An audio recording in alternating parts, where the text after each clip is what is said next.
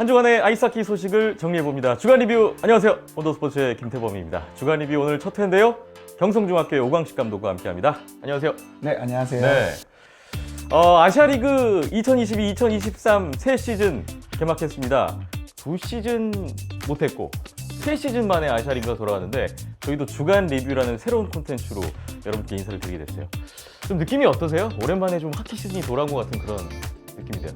그러니까 이제 한국에서도 또 안양에서 또 아시아리그가 이렇게 네. 다시 열리는 걸 보면서 너무 저도 내심 굉장히 기다렸었거든요. 네.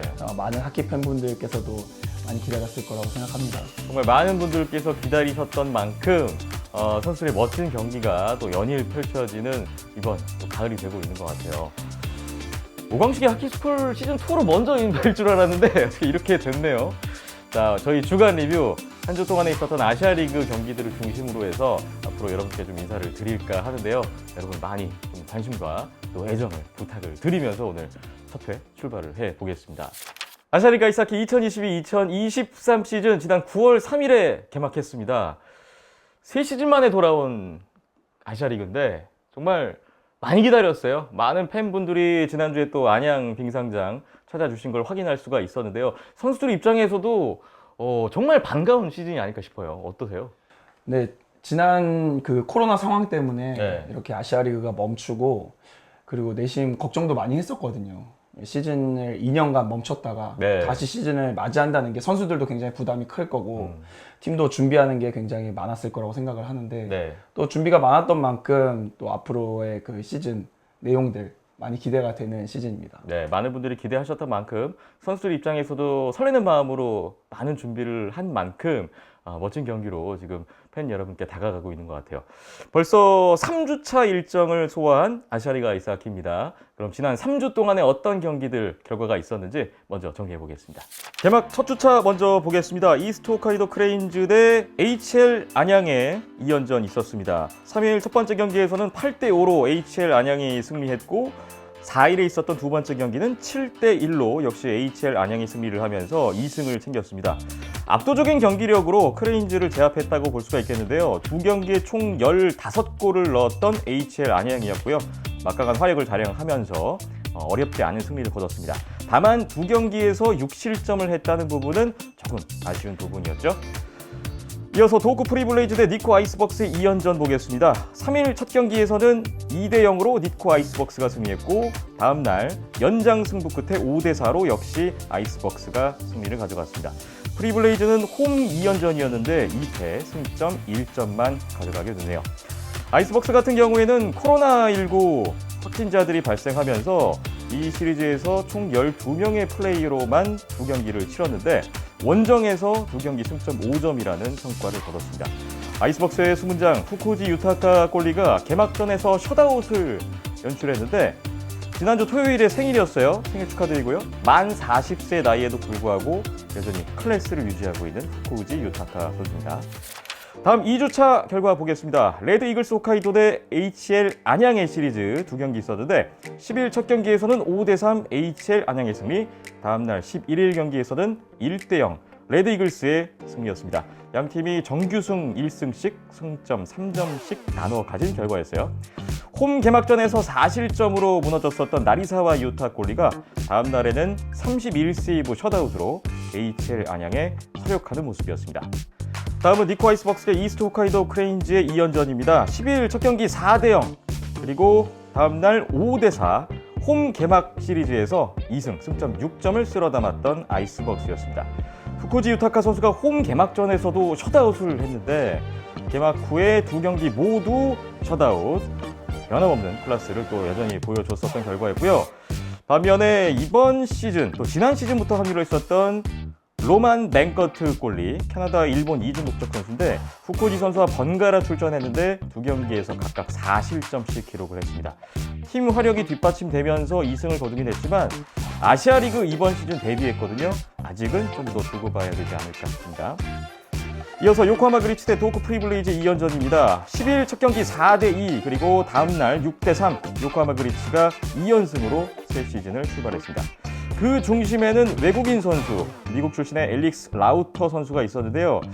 ECHL, 스웨덴, 슬로바키아, 덴마크 리그 등을 경험한 선수인데 두 경기에서 1골 5도움 6포인트를 올리면서 확실하게 팀 공격의 중심을 잡아주고 있었던 엘릭스 라우터 선수였습니다. 요코하마 그리츠 기분 좋게 시즌 출발을 했습니다. 3주차 결과입니다. 니코 아이스박스 대 레드 이글스 홋카이도의 2연전인데요. 17일 첫 경기에서는 슈다웃 승부 끝에 3대2, 그리고 다음날 3대0 정규승으로 레드 이글스가 2승 10.5점을 획득했습니다. 아이스박스의 연승이 마감됐는데요. 레드 이글스의 나리사와 유타 골리가 한 경기 걸로 한 번씩 셧아웃을 기록을 했어요. 4경기 출전해서 2번의 셧아웃을 기록했던 나리사와 선수였습니다. 다음은 요코하마 그리치 대 이스트 홋카이도 크레인즈의 2연전입니다. 첫 경기 5대4로 크레인즈의 승리, 다음날 두 번째 경기 5대3으로 그리치의 승리, 승점 3점씩 나눠 가진 양 팀이었습니다. 요코하마의 엘릭스 라우터 선수가 첫날에 3포인트를 올렸는데 팀이 아쉽게도 패배를 끝났고요. 다음 날에 연속 경기 포인트 기록은 중단됐지만 또 팀은 승리하는 결과가 있었습니다. 양팀 1승 1패씩 기록했던 그리치와 크레인즈의 2연전이었습니다. 개막 3주차 일정까지 먼저 정리를 해봤는데요. 일본에서의 경기들이 좀 많았던 지난 3주의 과정이지 않았나 싶습니다. 글쎄요, 전체적인 좀 판도를 예상해보고 또 예측해볼 수 있는 그런 3주차의 흐름이지 않았나 싶은데 어떻게 보셨어요?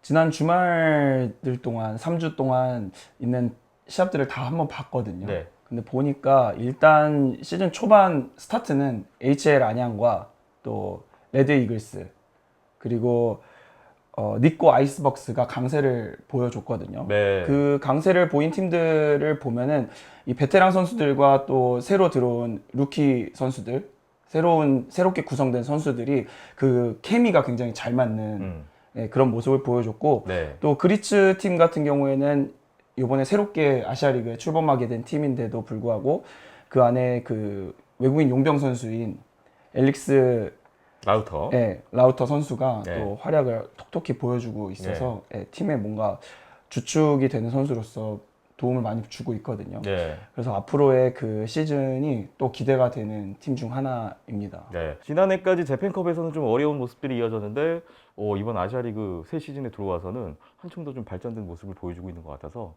이번 시즌 판도 좀 재미있게 돌아갈 것 같다. 좀 그런 생각이 들었습니다. 자, 먼저 3주차 일정 살펴봤는데요. 그럼 이어서 HL 안양의 홈 개막 시리즈 어떤 결과가 있었는지 살펴보겠습니다. 17일 첫 번째 경기 4대0으로 HL 안양의 승리였습니다. 김건우 선수가 아시아리그 데뷔골을 터뜨렸는데 그 골이 선제 결승골이 되면서 4대0 HL 안양의 승리로 끝났고요. 18일 두 번째 경기에서는 무려 10대1의 큰 점수차로 역시 HL 안양이 승리를 거뒀습니다. 두 경기 동안의 슈팅 수가 62개, 57개, 정말 HL 안양의 파상 공세가 이어졌었던 두 경기가 아니었나 싶습니다. HL 안양이 팀 이름이 바뀌었습니다. 새로운 팀 이름 그리고 새 유니폼을 선보이면서 홈 개막전을 치렀는데 정말 2년 반 만에 안양의 홈팬들 앞에서의 아시아리그 경기 화끈한 승리, 또 화끈한 경기로 많은 팬들과 아주 즐거운 시간을 보냈습니다. 맷 달튼 골리가 이번 시즌 개막해서 원정 초반에 좀 크레이지 상태로 실점이 많아서 우려가 됐었는데 경기를 거듭하면서 안정된 모습을 찾아가는 모습이었고요. 첫 번째 경기에 좋은 모습 보여줬죠. 두 번째 경기에서는 황현호 선수가 출전을 해서 20세이브 1실점으로 역시 선방을 하면서 팀 2연승을 주도했습니다. 한편 프리블레이즈에서는 김윤재 선수가 눈에 띄었는데 대명 킬러 웨일즈 그리고 요코하마 그리치에서 활약을 했었던 디펜스 김윤재 선수가 프리블레이즈의 인라인 디펜스로 활약하는 모습, 또 반가운 모습을 볼 수가 있었습니다. 네, HL 안양. 아직은 좀 입에 잘 안 붙는 감도 있는데 너무 어색해요. 자, 하지만 또 새로운 이름과 함께 또 새로운 시작을 알린 우리 HL 안양 팀이 국내 팬들에게 아주 기쁜 그런 또 경기력을 보여줬던 것 같아요. 새로운 유니폼 공개가 되는데 저는 개인적으로 마음에 들던데. 네, 저도 특히 백넘버 폰트를 네. 제가 좋아하는 폰트라서 그러세요? 그리고 유니폼에 그 그라데이션 돼 있는 그 파란색이 네. 또 굉장히 멋있게 보이더라고요. 저도 좀 그런 그라데이션 되게 좋아하거든요. 무엇보다 안양에서의 그 경기력, HL 안양의 경기력이 정말 대단했습니다. 뭐 압도적인 경기력을 보여줬는데 이번 2연전 감상평 한번 들어볼까요? 일단 뭐 말이 필요 없을 정도로 네. 좀 완벽하게 게임을 가지고 가지 않았나 싶습니다. 네. 그 파워플레이, 뭐 페널티 킬링에서도 쇼트핸드 골도 계속 나왔었고요. 거기서 또 그 김건우 선수의 데뷔골도 나왔고, 그렇죠. 강윤석 선수랑 김건우 선수의 그 PK 할 때 움직임이 굉장히 좋더라고요. 네. 네, 그렇게 해서 첫 경기, 두 번째 경기 다 그 라인에서 쇼트핸드 골을 만들어냈고, 뭐 파워플레이에서든 뭐 5대5 상황에서든 김기성, 김상욱 선수, 뭐 신상훈, 신상훈 선수 이렇게 또 형제들의 또 케미가 돋보이는 네. 걸 또 볼 수가 있었고, 그리고 제가 생각하기에는 이렇게 좋은 선수들, 베테랑 선수들과 또 좋은 루키 선수들의 조합도 굉장히 좋았지만 그 백지성 감독님의 네. 또 그 어떤 선수들의 라인 조합이라든가 어떤 전술, 전략 이런 것도 굉장히 큰 역할을 하지 않았나 싶습니다. 대표팀과는 또 다른 백지성 감독 입장에서도 아시아 리그는 데뷔니까 그렇죠. 또 새로운 느낌으로 다가왔을 것 같아요. 그 아이스하키 대표팀에 있었던 선수들이 많이 있기 때문에 네. 아무래도 감독님과 소통하거나 아니면 감독님이 원하는 어떤 니즈의 플레이들을 소화할 수 있는 선수들이 많았던 것 같아서 네. 그래서 또 좋은 경기력이 나오지 않았나 싶습니다. 그렇군요. 자, 말씀 주신 대로 HL 안양이 정말 뭐 모든 면에서 좀 앞선 한 수 위에 전력을 보여주면서 홈 개막전을 아주 기분 좋게 마쳤습니다. 이번 2연전 통해서 좀 양팀 눈에 띄는 선수라고 할까요? 좀 어떤 부분 좀 눈길을 끄셨나요? 뭐 아무래도 프리블레이즈에서는 뭐 저도 대명에 같이 있었던 네. 김윤재 선수가 눈에 많이 띄었고요. 네. 본인의 그 피지컬 플레이를 많이 그 장점을 살리는 플레이들을 많이 하더라고요. 네. HL 안양 같은 경우에는 디펜스 지호석 선수라든가 네. 또 포워드에서는 그 데뷔골을 넣었던 김건우 선수와 네. 이주영 선수라든가 그 친구들의 어떤 에너지 있는 플레이, 네. 그게 현장에서 봤을 때도 굉장히 박진감 넘치는 또 스피드를 느낄 수 있는 그런 플레이들을 많이 볼 수 있었던 것 같습니다. 네. 아차리가 이사키 새 시즌을 맞이하면서 뭐 여러 가지 변화가 있는데요. 뭐 팀 수도 바뀌었고, 경기 수도 바뀌었고, 뭐 여러 가지 변화들이 보입니다. 그 중에서 오늘 저희가 좀 살펴보고자 하는 부분은 바로 새로운 규정, 룰입니다. 경기 규칙에 또 조금의 변화가 있어서 이 부분을 좀 짚고 넘어가야 보시는 팬 여러분 입장에서도 좀 더 경기를 즐겁게 볼 수 있지 않을까 싶거든요. 오늘 좀 그 부분을 살펴보려고 합니다. 먼저 아이싱과 파워플레이 상황에서 페이스오프를 하게 되는데 페이스오프 관련해서 좀 바뀐 규정이 있다고요? 네, 예전에는 아이싱이 될 때 또 파워플레이 상황이 될 때 그 퍽이 있는 지점이라든가 아니면 그 페널티가 일어난 지점에 가까운 곳에서 페이스오프가 진행이 됐었는데요. 네. 지금 좀 개정된 룰에서는 이제 공격 진영으로 와서 공격팀이 페이스오프 지점을 왼쪽이나 오른쪽 지정을 할 수가 있습니다. 아, 네. 본인이 원하는 대로. 네. 그래서 페이스오프를 준비하는 과정에서 라인즈 선심이 왼쪽 하겠어, 오른쪽 하겠어 하고 선수들한테 물어보는데 네. 그때 결정을 해서 그쪽에서 페이스오프를 하다 보니까 아무래도 본인들의 어떤 작전 같은 게 있을 테니까 네. 그런 움직임을 더 유리한 상황으로 계속 가져갈 수 있는 그런 상황을 연출할 수 있을 것 같습니다. 그렇군요. 아이싱과 파워플레이 상황에서 페이스오프 스팟 위치를 오른쪽 왼쪽 선택할 수 있다는 점, 이런 변화가 있는 이번 시즌입니다. 그리고 옵사이드 관련 규정도 조금은 유연해진 감이 있는데 사실 이 옵사이드냐 온사이드냐 참 중요합니다. 아이스하키 경기에서 그렇죠. 미묘한 그런 또 판정 부분이 달려 있는데 이 부분도 조금의 또 변화가 느껴지는 이번 시즌이죠. 그러니까 이 아이스하키 그 규정들을 지금까지 계속 개정되는 걸 보면은 게임 흐름을 가능하면 안 끊으려고 하거든요. 그러다 보니까 이번 옵사이드에서도 조금 유연하게 개정된 부분이 뭐냐면 네. 그 블루 라인을 그냥 바닥에 있는 라인으로 보는 게 아니라 3차원적으로 봐서 공중까지도 다 그 블루 라인 그 구역으로 지금 지정을 해놓고 네. 그러다 보니까 이제 선수가 지나가는 찰나에 발이 땅에 붙어 있지 않고 공중에 떠 있더라도 그게 블루 라인 위라면 그냥 온사이드로 플레이를 인플레이를 시킵니다. 네. 예전에는 다리가 한 발 떠 있고 앞에 발은 블루 라인 안으로 들어가 있으면 바로 옵사이드 선언이 됐었는데 네네. 이제는 그 부분이 조금 개정이 됐고 그리고 조금만 안쪽에 있던 그 퍽이 나왔다가 다시 들어갈 때 그 안쪽에 있던 사람이 블루라인만 살짝 터치하고 퍽과 함께 들어간다면 그것도 온사이드로 계속 플레이를 진행할 수가 있습니다. 네. 조금은 이 옵사이드에 대한 규정이 좀 완화되는 그런 흐름이 이번에도 좀 이어졌다고 볼 수가 있겠는데 공중에서도 인정을 해준다는 부분. 네. 예. 그러니까 반드시 빙판 위에 스케이트가 붙어 있지 않아도 충분히 흐름이 끊기지 않고 경기를 또 이어갈 수 있는 좀 더 유연해진 옵사이드 규정이 또 있군요. 다음으로 골리 제한 구역에 대한 좀 이야기를 해야 될 것 같습니다. 이번 시즌 아시아리그 보니까 골대 뒤쪽에 선 두 개가 생겼어요. 그리고 골대 뒤쪽의 공간을 골리 제한 구역이라고 지정해 놨는데 새로운 또 룰이 생겼습니다. 네, 지금 뒤에 그림이 있으니까 이게, 좀 예. 보여드리면서 설명을 간단하게 해드리면은 골대 뒤쪽에 이렇게 지금 선이 생겼거든요. 이게 NHL에서는 선이 있었지만 요번 그 국제 아이스하키 연맹 룰에서는 이게 추가가 된 룰이거든요. 예, 예. 그러다 보니 골키퍼가 이 구역 내에서만 퍽을 건드릴 수가 있고 이 엔드라인 아래쪽 이쪽 구석 이쪽 코너 쪽은 퍽을 못 건드리게 지금 룰이 바뀌었습니다. IIHF 규정이 바뀌었고 네. 또 아시아리그는 또 IIHF 규정을 따르고 따라가니까요. 있어요. 네. 그리고 혹시나 이 바깥에 있는 퍽을 잡을 때 발이 한 발이라도 여기 골크리스 안에 있다면은 터치가 가능하지만 네. 발이 떨어지는 순간 바로 페널티를 받을 수 있다는 점이 아하. 또 추가가 됐습니다. 네. 골키퍼의 움직임을 좀 제약을 주면서 플레이어들의 움직임에 조금 더 움직임을 넓혀줄 수 있는 그런 룰이라고 볼 수 있습니다. 네.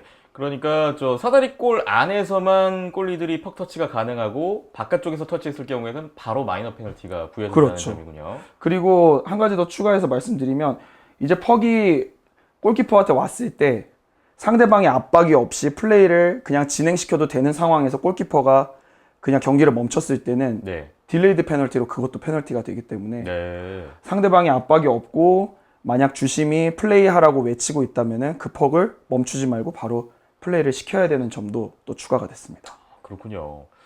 자, 이 골리들의 플레이에 있어서 조금 더 제한을 가하는 그런 또 규정이 아닌가 싶은데 뭐 어쨌거나 이 룰도 역시 공격하는 팀 입장에게 좀 더 공격성을 부여하는 그런 또 흐름의 일환이라고 봐야 될 것 같아요. HR 안양의 나미두 선수와 프리브레이즈 다나카 켄타로 선수의 파이트가 있었습니다. 그런데 보통 이제 파이트 하고 나면 두 선수 다 이제 페널티를 받잖아요. 그렇죠. 그러면서 정리가 되는데 이런 그 파이트 관련 페널티 규정에 있어서도 변화가 있습니다.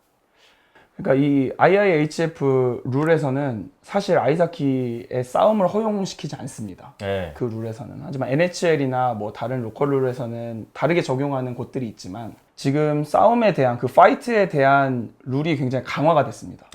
예, 그래서 상대방한테 내가 싸움을 거는 신용 자체만 해도 그걸로도 페널티를 받고요. 직접 이렇게 펀치가 펀치가 나가지 않아도 오. 그냥 이렇게 싸움을 걸려고 행동만 해도 그걸로도 페널티가 나오고 네. 실제로 싸움을 했을 때도 그 일단 마이너 페널티가 아닌 매치 페널티, 그러니까 메이저 페널티에 5분 페널티에 남은 경기 시간 퇴장. 네. 거기에 이제 징계위원회까지 회부가 돼서 징계도 어떻게 될지 또 징계위원회의 판정에 따라서 또 달라지기도 합니다.